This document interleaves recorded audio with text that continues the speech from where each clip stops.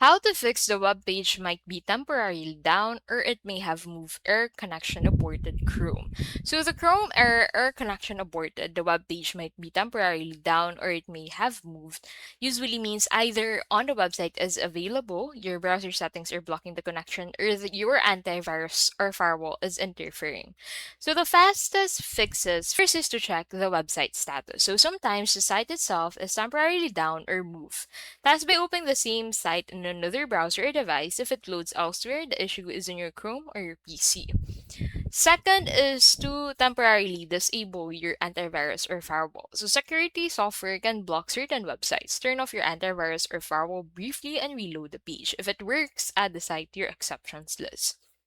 Third is to reset your Chrome settings. So on your Google Chrome, click on the three dots at the top right and select settings. And then from here, go ahead and look for the reset and clean up option to restore settings to their original defaults. This clears misconfigured extensions, settings that may block connections.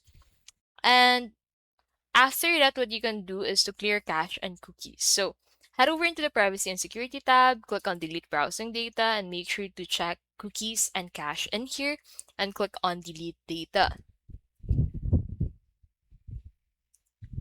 Now, after that, you can go ahead and reload the site. And the last thing you can do is to update Chrome and Windows. Outdated versions may cause compatibility issues. So to be able to update your Chrome, head over into the About Chrome section on your settings, and then in here, Google Chrome will automatically update the application once you're into the section and if there are available updates. Now, to be able to update your Windows device, head over to your settings and head over into the Windows Update tab and click on the Check for Updates button.